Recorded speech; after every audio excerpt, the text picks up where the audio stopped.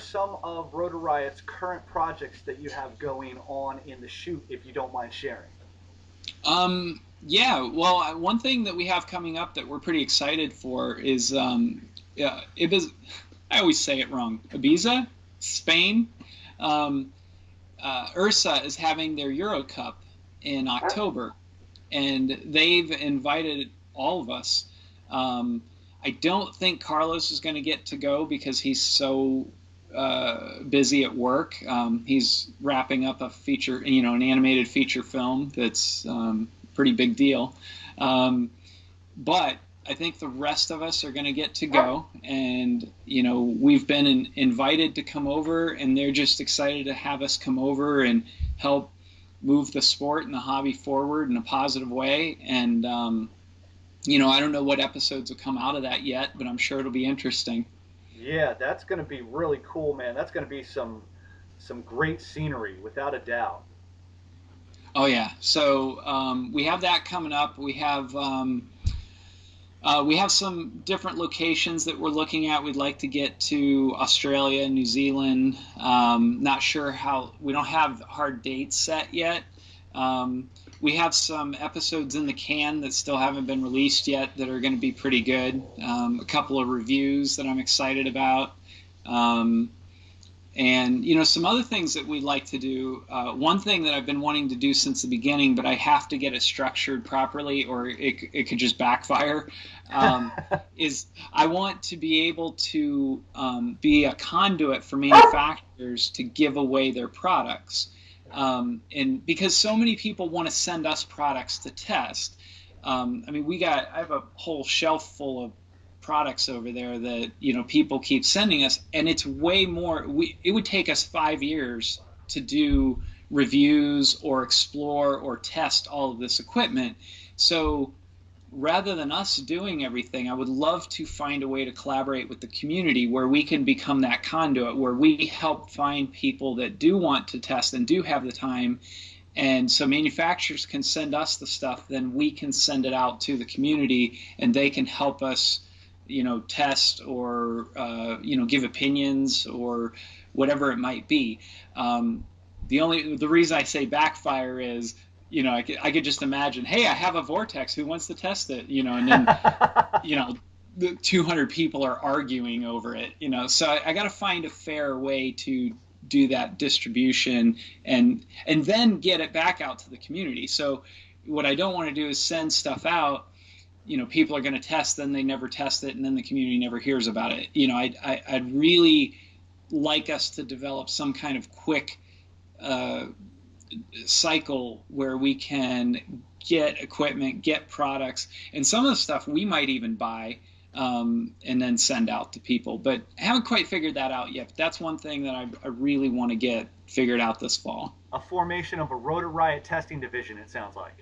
Yes, but I want it to be very open. One thing that I've always loved is the community collaboration. I like the idea of people that are talented and people that want to contribute, for them to have an avenue to do that. Because, in the past, what has frustrated me was, whether it's, a business opportunity or getting into an art school or whatever it might be, there's always this long, ridiculous process that doesn't necessarily evaluate the ability of someone.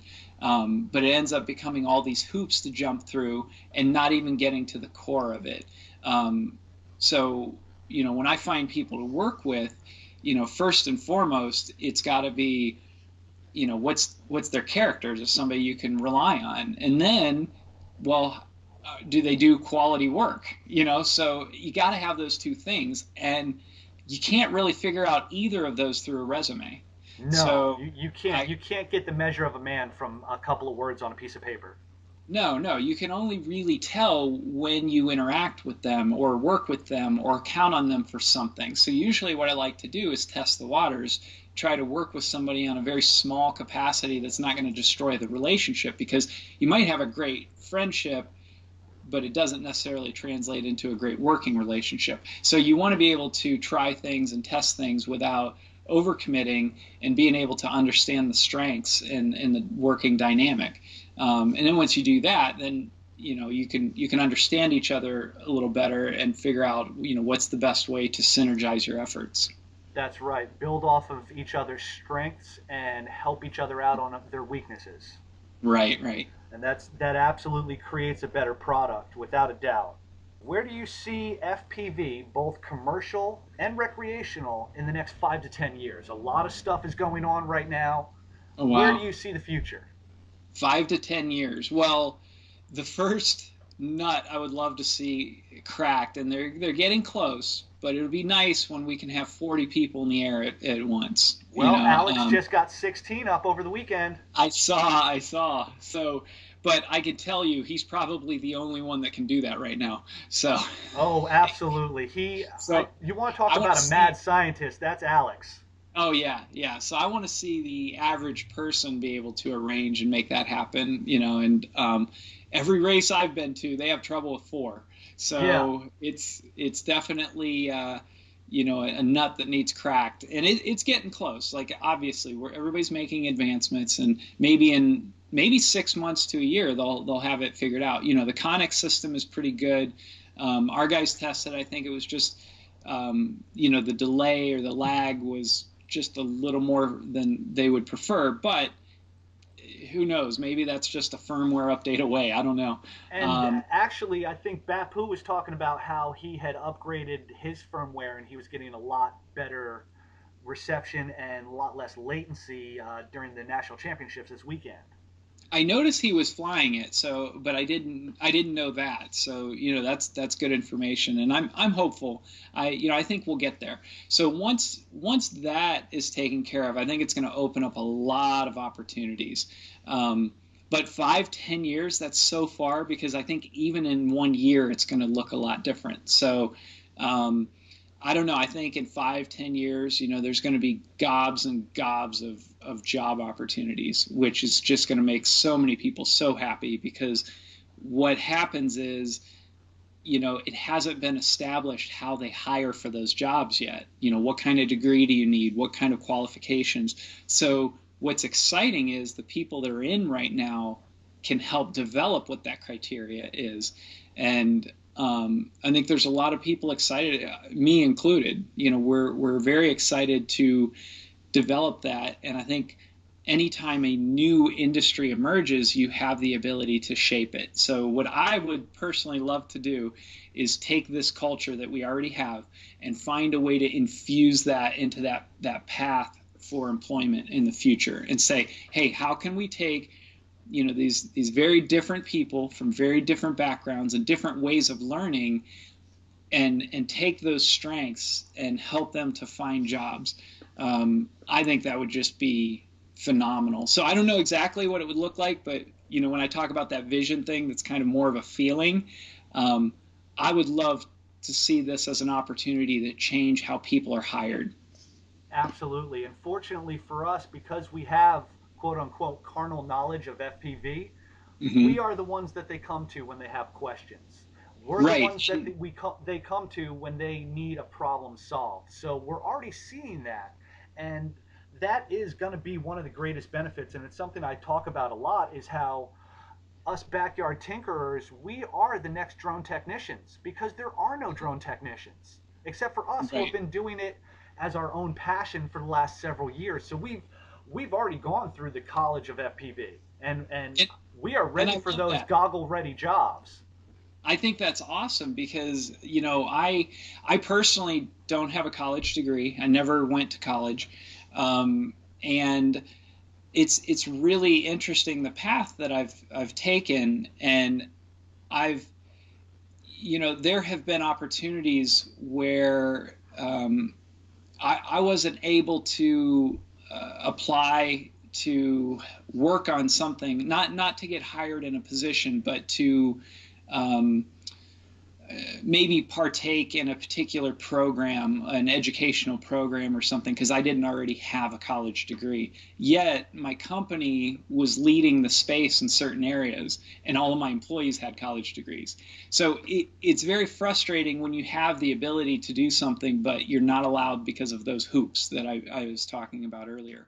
Very similar situation. Might not be exactly the same, but similar situations to where they might have a personal issue or something that becomes a hang up on an opportunity, but yet they have so much to offer. And I want to, I want to use this as an opportunity to start building what could be a new path to success for people. I know that seems like me speaking it out loud. I don't really talk about this much, but it sounds like it might be a little bit of a stretch, but to me, it's crystal clear. I think there's an opportunity here to get talent into the workforce in a way that hasn't been done in the past. So that really has nothing to do with drones other than drones opening up a new vertical. Absolutely, and that's something that a lot of us dreamers have issues with. We've got this unbelievable dream. We see it in our heads, but because we don't have 3 initials after our name, or we didn't graduate from a school, we're not even acknowledged in this modern day, your resume is the only thing that is looked at mentality. You look at all of these job sourcing services out there that advertise to companies and say, you don't even have to look at the resumes, we'll look at them for you. How much talent is thrown by the wayside because of this line of thinking? It really is a shame, because just because you didn't go to college doesn't mean that you don't have something to offer. You're a clear indicator of that. There are so many talented individuals who understand that college necessarily might not be part of their life path, but that doesn't make them any less of a powerful contributor. Oh yeah, I mean you yourself, you're a perfect example. I would not have known you or even come across you if it wasn't for this community. And on top of that, what spoke way louder than any resume or any portfolio was you had a fellow community member vouch for you and said, "Hey Chad, this guy's really talented. I believe in him. You should talk to him." And Chris I thought, Osterman. Yeah. He was. And I'll tell you, he was the first one to private message me about my Through the Goggles pieces and say that we're a big fan of what you do and we look forward to your next episode. And I tell you, that's worth more than money. It really is, because all we want to do is we want to connect with each other, and we want to share our passion and stoke each other and help each other get to the next level. Absolutely. And, I want to keep doing that. And as long as, I can, I will. That is really awesome. Chad, I think I might have lost your audio. Are you still there? Oh, I'm still here. Okay. Can you hear me? Yes, I can. Beautiful. Okay. Beautiful. Let's go ahead and talk a little bit about commercial. We had Part 107 pass last week, which makes the path to being a commercial operator that much easier. We've got aerial footage being used in everything from Skyfall to 13 Hours, from TV shows like Game of Thrones to Dual Survival. Right. As a director, how do you see multi-rotors shaping that vision? Well, I think that's the whole reason I got into multi-rotors. Was in 2010, I wanted to put a camera in the sky. Yep. And it was just amazing what you could do. Now, unfortunately, at the time, the multi-rotors were not nearly as stable as they are now. So I did some experimenting, and I soldered my own flight controller together and did all that, and it was just a horrible flying aircraft. Plus, I was trying to learn to fly at the same time. Oh yeah. I eventually, shortly after that, started flying FPV through planes, and then that was a whole new world, was to just go up in the sky and fly around. And I have some old videos where it was foggy outside, so that you had a really low cloud layer and the sun was still out and above the fog, which was only like 150 feet up. It was oh my gosh, it was my head almost exploded. I mean, I was trembling when I was flying. It was so beautiful and so amazing, and I was like, how else do you get footage like this? And it was just so exhilarating to, as a director, always trying to find the next cool shot and to find something that you just felt like you were a pioneer in, like, oh, nobody ever gets to see this stuff. And now anybody can do it, and they're finding even better ways to move the camera. And I think it's amazing. So I think you don't even notice it anymore. Like, I watch stuff and I see these moves, and it's going, in between the cracks of a canyon, and you're like, that's not a helicopter, it's a drone, And they didn't get that from a boom jib. No. And you're seeing it more and more and more, and it's just becoming commonplace. But it's still, beautiful moves. So I don't know where it's going to go from here, but I'm sure it's just going to get better and more interesting. But I love anything that unlocks another avenue for creative potential. Absolutely. Have you seen 13 Hours, Chad? Yes, I have. Okay.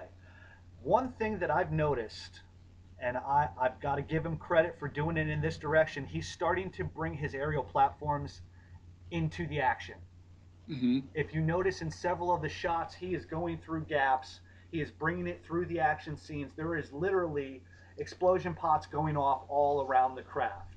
Right. Do you see them taking the camera and getting it more involved like that? Do you see, because my idea with this is it gives us as FPV pilots a new job opportunity. Oh yeah, that's what I'm saying, and that's probably one of the more obvious ones. There's going to be a lot that we're not even thinking of right now that are going to become a thing. I mean, just imagine. Actually, one thing probably on my bucket list, one thing that I would absolutely love is to be on the front lines of a battlefield situation and have a race quad pilot get somebody medical supplies in record time. Oh, wow. I mean, I think something like that would be phenomenal. Because that takes, something that's, it's racing essentially is done for fun and to push technology in that, but then it couples it with something extremely purposeful. And I would love to think of more ideas like that, like how can we use this technology in ways that we're not thinking of right now. And yeah, that's what I'm saying. The job market in drones is just going to be just ridiculous in 3 years. I mean, it's going to be, I would say, I don't even know how to fathom it. I think everybody's looking at the growth of this industry in this field on kind of their current vision of it. But once all those things open up, it's just going to multiply. And I think it's going to be, I think people aren't going to have a college degree because they're not going to have time. They're going to need drone operators and technicians now. And think about it. You go to school to get a 4-year degree. Well, this world's going to change in 1 or 2 years. Absolutely. You won't have it already behind the curve. Right. So who are you going to have? Who are you going to have fly it? Who's going to fix it? Who's going to develop it? So yeah, it's going to get really interesting, and I just get excited about all of that. We are certainly living in exciting times, are we not? Absolutely. Now, and to further that, in the last 2 years, we've seen all sorts of stuff go on. I mean, from the first time we watched those Argonet videos. Mm-hmm. Since then, we've got sponsorships like Mountain Dew, Doritos. We've seen programs on ESPN. We've seen them on the Science Channel. We've got grassroots groups like MultiGP who have gone from a dozen racers to over 10,000 pilots with over 750 race chapters worldwide. Are you surprised that we've caught on this fast? No. No, I knew it was coming on fast. When I was working on Rotor Riot, my feature film, and we worked in a drone race, which was not even really a thing at that point. Argonet was the only video that was out there. We did our best at envisioning what a drone race would look like, and within 4 months of shooting that scene, we saw what drone racing really is, and it already exceeded what we thought we were what we were envisioning. It exceeded it by 10 times. The drones were much faster. They were much more agile than we expected. I mean, it was just crazy. So once I saw that, I was like, okay, I can't even imagine where it's going. I mean, it just, the only thing that I can spend my time on right now is the culture, because that's the thing that I already understand and I know. Our culture to just kind of move it forward on its own. Again, it goes back to your whole concept of doing things organically. Mm-hmm. Because when it's done organically, it's genuine, it's done with true passion, and that's what moves things forward the fastest, I believe. Absolutely, yeah. I mean, I'm a big fan of the hobby industry, any hobby industry, because there are no restrictions. When you go work for a company, there's going to be processes and there's going to be kind of a flow that exists. Or if you go to school, there's going to be a flow and schedules and a regiment. When you're in the hobby, you develop as fast as humanly possible because you want to be the first. You want to be the first guy that figures out how to get 16 people in the air at once. So that drives the innovation more than I don't want to poo-poo structure, but oftentimes when you get in a group structure and you get comfortable, it will slow the innovation. But the hobby becomes a very friendly competition. It's everybody wants to be the first one to develop fill in the blank, and I'm exhilarated by that. I love that, and I don't want that to go away. And one of the awesome parts about that is we're all competing against ourselves. We're not necessarily competing against each other. Right. Well, we kind of compete against each other, but in order to go out and play with one another. Yes. Like we want to be the first, but we still want to share that with our friends. Absolutely. I tell you, Rotor DR1, that was a great little flick. I love the little flight test logo on the camera strap. Your little Easter egg there, that was great. Your brief little cameo at the end in the Intel suit. Oh, yeah. You saw that? Oh, yeah, absolutely. And I tell you, Dave did a great job. Oh, yeah. Did he build the majority of the craft that were used in the movie? Well, actually, yeah, David did a lot of the electronics. Well, actually, I take that back. So Eric Monroe actually built the basic structure of the flying rig. Wow. It was based on David's tricopter, though. Yes. So it was definitely a collaboration between everyone. And we had multiple DR1 models. But the outside, the exoskeleton, so to speak, was created by a friend of mine from high school, John Pinkerton. He's a very, very talented artist that just brought a look to it that was unconventional and very unique looking.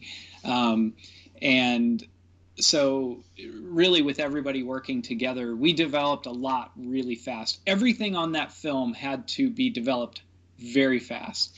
I mean, we would shoot an episode, release it, and within a week we're rewriting, shooting, editing, and releasing a new episode based on audience feedback. So I got to tell you, it was the hardest thing I've ever done in my life. I can only imagine. I mean, to have that much interaction on a project of that scale, that's impressive. Oh, and it was absolutely great. And I really do believe it is the future of entertainment. We got a lot of things worked out pretty well, but it was a bit off way more than I could chew, so it'll take a while to refine that process. And at some point I'll revisit the process and do it again and, improve upon those areas of weakness. Well, that'll be a great future YouTube episode for the film division. Oh yeah, definitely. Well, Chad, I've taken quite a bit of your time today. Thank you so much for spending some time with us and giving us a glimpse into your mind.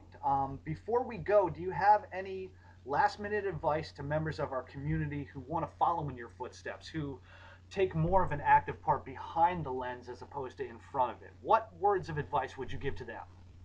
Well, first, Sean, I want to say thank you for giving me probably one of the most unique interviews I've had in my career. You really, delved into some topics that are, I think, less traveled, and I think it's good because it helps people understand where I come from. So thank you for that, and always do that. That's great.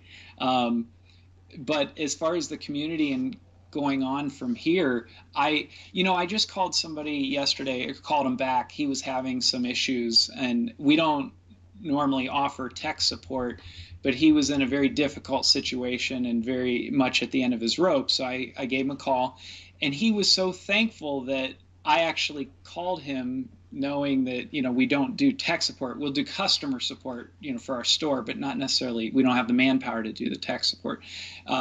Plus it's such an experimental thing. And he said, Chad, what can I do? Let me buy you a gift. Let me. And I said, hey, you've already done more than enough by being part of the community. I said, if you feel that you owe me anything, just pay it forward. Do it for someone else. Call someone else when they're having trouble. Bring somebody else along and help them to get into this hobby and teach them to help someone else. And that's it. That's all I ask anyone, is to help others and accept those people for who they are and help others. So maybe it's too simple, but that's all I ask. Look, simplicity speaks volumes.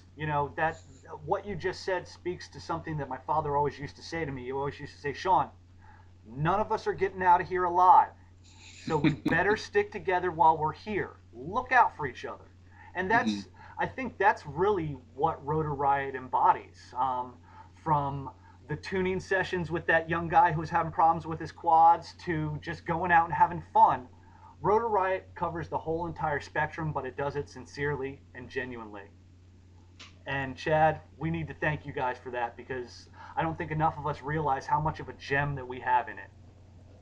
Well, Sean, thank you. I mean, it's way more than what I expected. And when I say more, it's more work, but it's also more gratifying and more fulfilling.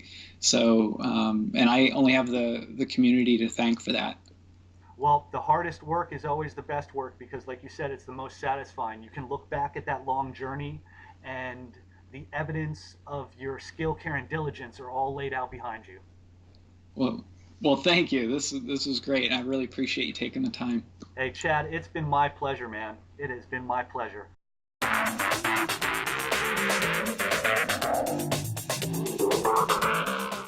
of the flight crew, thank you for flying with us, and have a pleasant day.